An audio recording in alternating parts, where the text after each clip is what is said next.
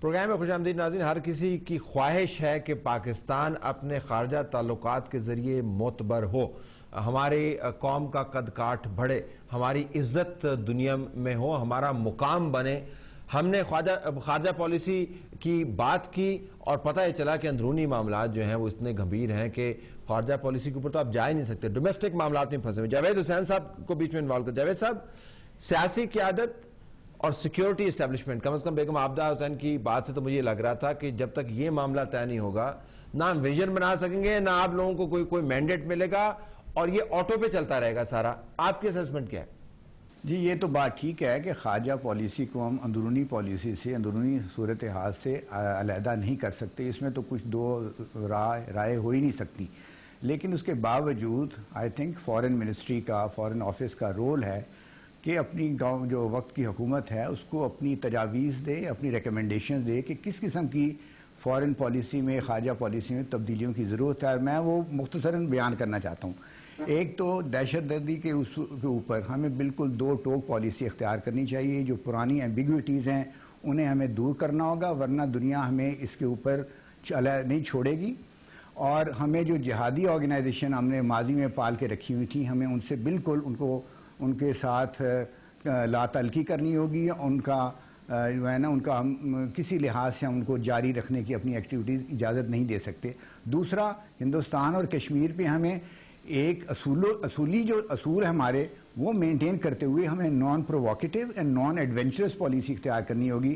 Kargil type کے adventurous کے ہم متحمل نہیں ہو سکتے. دیکھو تو بڑا پرانا ہونا, اس کے بعد سے تو ہم نے کوئی ریکنسائل کر نہیں لیا گراؤنڈ ریالٹی. یہ اتنی بڑی کشمیر کے اندر تحریک چلی, ہم نے بالکل اپنے آپ کو لا تعلق رکھا, ہندوستان کے ساتھ کوئی ایگریشن بھی نہیں کیا. تو ابھی تو ہم نے میرے خیال میں دوسرا نقطہ تو آپ کا امپلیمنٹ ہو رہا ہے اس وقت. جی وہ میرا خیال میں ابھی ہم جو ہے وہ درمیانی سٹیج میں ہیں. نہ تو ہم پرانی پالیسی اختیار کی ہے اور نہ پوری طرح ہم دوسری سائڈ پہ گئے ہیں.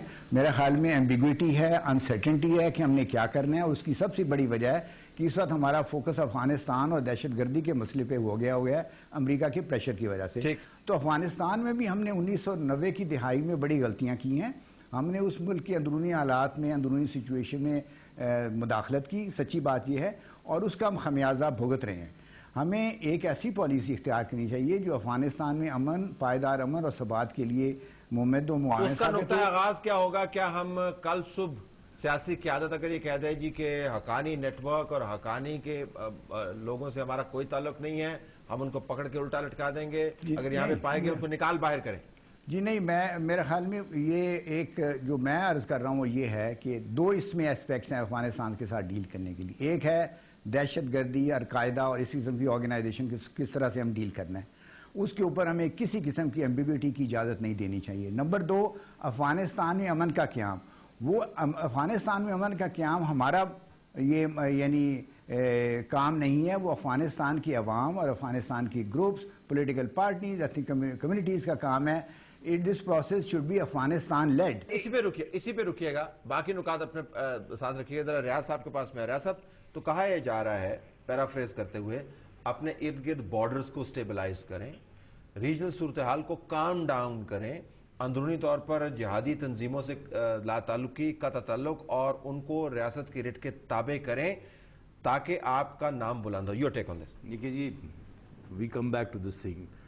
آپ نے اگر حالات اپنے ارد گرد ٹھیک کرنے, پہلے آپ اپنے حالات ٹھیک کریں, تاکہ پہلے ملک کو سٹیبلائز کریں, پولیٹیکلی سٹیبلائز کریں, اکنامکلی سٹیبلائز کریں, تاکہ آپ اس پوزیشن میں ہوں کہ پھر آپ باہر کے فیصلے بھی کر سکیں. It should not be a situation where the tail wags the dog. ہے جی, تو میں سمجھتا ہوں کہ دیکھیے طلعت, اس وقت پاکستان ایک ایسے بھون میں پھنسا ہوا ہے کہ ہم نے اس کو وہاں سے نکالنا ہے, پاکستان کو نکالنا ہے. وہ اس کا اسٹریٹجی, ایک نیشنل اسٹریٹجی ہمیں چاہیے. نیشنل اسٹریٹجی کیا ہونی چاہیے؟ پارلیمنٹ میں پارٹیاں ہیں اور کچھ پارٹیاں باہر ہیں.